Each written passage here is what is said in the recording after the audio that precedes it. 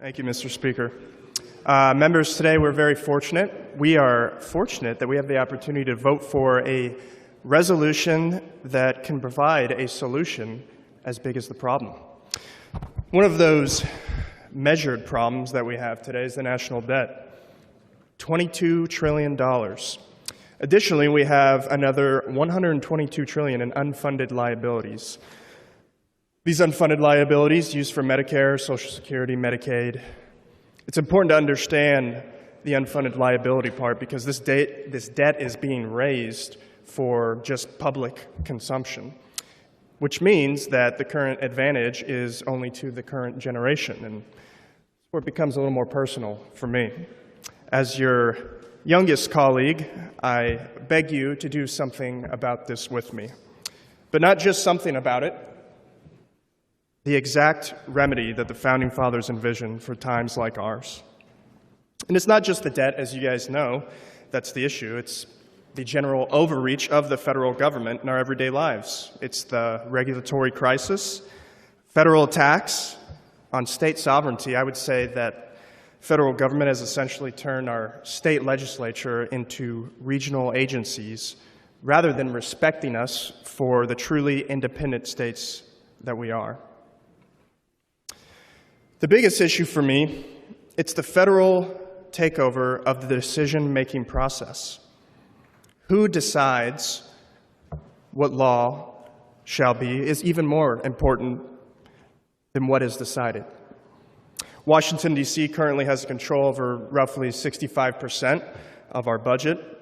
So my question is, are we going to let D.C. continue to decide if they know what's best for Arkansans, or do we want Arkansans to be able to decide for themselves? That's what I believe. It's what the majority of our Senate colleagues believe. It's what these petitioners believe. It's what a high percentage of Arkansans believe. And I hope you guys can show that you believe the same thing today. So this resolution calls for an amendment convention for three things in particular: imposing fiscal constraints on the federal government, limiting the power and jurisdiction of the federal government, and limiting terms for its office, for the office of its officials. By the way, since I started talking probably 2 minutes ago, federal debt's gone up $1 million a minute. I have to tell you, I started as a skeptic on this particular issue, and through history, studying, logic, frankly, and a little bit of precedent, I've come to the following conclusions that I want to share with you all, because I know that generally most of us agree there is an issue, but a lot of the conversation is about, is this the right remedy? As I mentioned, the Article 5 procedure, the application and convention procedure, is the exact remedy that the Founding Fathers envisioned for times like ours. They set up these mechanisms so that the state legislature could respond, you guys, the people, if the federal government ever became abusive or dysfunctional. So the question you have to ask yourself is, do you feel like that is the case? Is that happening? This is the tool that the founders designed for this very circumstance. Amendments have historically been very powerful reform tools. As a matter of fact, they seem to be respected more by the courts and other federal agencies more than the actual Constitution. Amending the Constitution will help our country. I've heard many individuals object to that, saying that the Constitution isn't the problem. It's actually the federal officials. And I believe Arkansas, we send some pretty excellent delegates to D.C. So really, I would tell you that most of the problems our country is facing is the result of constitutional interpretations that capitalize on ambiguities. General welfare clause being interpreted as unlimited powers comes to mind. We can restore this federal government to its proper limited place only by clarifying the original meaning of those phrases through constitutional amendments. A big, important point I want you guys to kind of reflect on is this process is a constitutional right itself. It's a right guaranteed by the Constitution, like the right to vote, like the right to publish whatever you want. Some of my conservative colleagues here talk about the rights of the states. This mechanism was set up for the people to circumvent Congress to make reforms in the Constitution they thought were important. So you, as state legislatures in this process, get to act as actual direct representation of the people, hence it being a joint resolution. This is a right given to us by our founders, arguably the most important check to our entire Constitution. Another point, Convention of States has plenty of checks and balances. I know folks are worried about risk associated with such a process. I would make the argument that our founders were masters of checks and balances and that they put many safeguards in place to ensure that a convention would never run away. 38 states must ratify any proposal coming out of said convention before any changes would be made to the Constitution. There are far more checks on a runaway convention than on our current runaway Congress. I would say runaway courts, runaway bureaucrats. Now, the opposition, I'm sure you hear, will say things like, now is not the time in today's political environment with unlimited political spending, with fear of abolishing the Electoral College, and they'll say things like, shouldn't we be afraid special interest groups will rewrite our entire Constitution? No. How do we know that's the rule? There are over 400 applications out there that have been submitted to Congress for an Article 5 convention in the history of our country. As Representative De La Rosa has pointed out in the past, in Arkansas, there's several. But the reason we have never had a convention is because Congress refuses to certify that they are on the same subject matter. There has never been 34 applications seeking a convention for the same purpose. Courts have verified that that's what has happened. We have a long history in the country of states applying for this Article 5 conventions, but we've never been able to get there because the states have never agreed or aligned on the subject matter. In order for this convention to happen, it requires, as I said, those 34 states to aggregate. That aggregation requires that the applications are identical or substantially similar in nature in order to get the convention. Now, states can instruct their respective delegates to entertain a more narrow scope than what is within the aggregated application, but they cannot broaden the topic beyond the identified in the 34 past applications.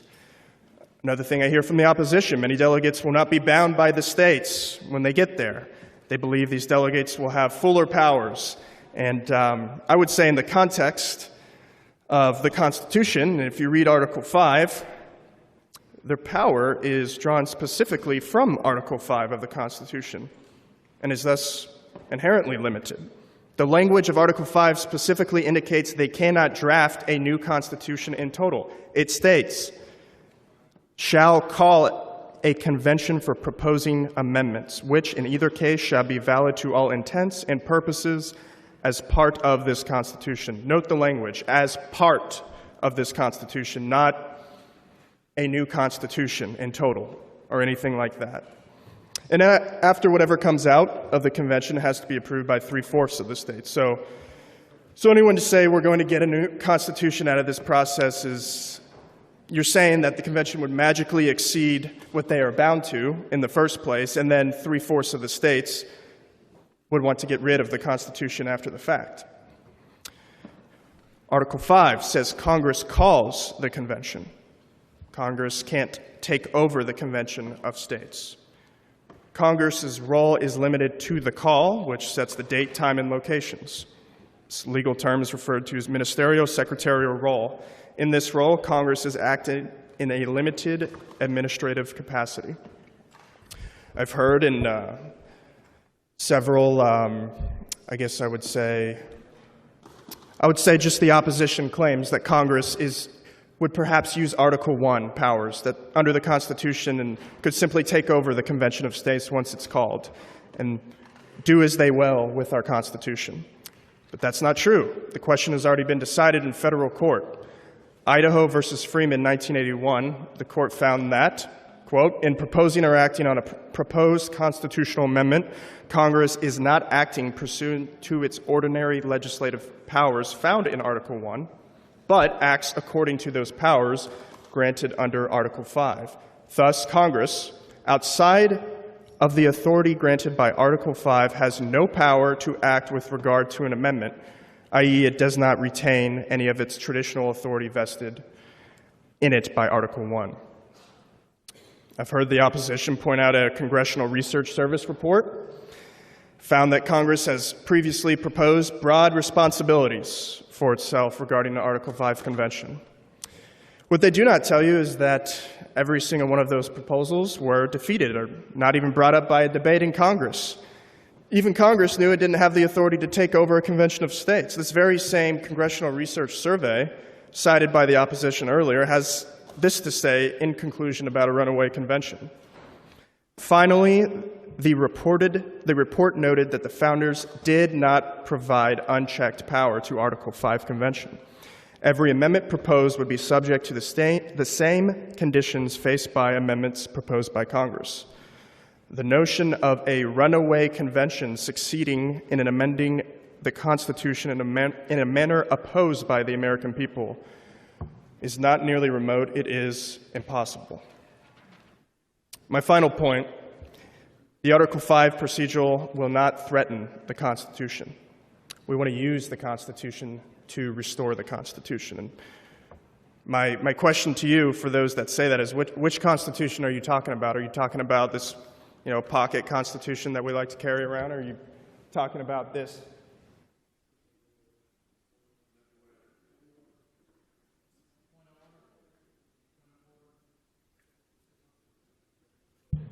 Representative Love, for what purpose?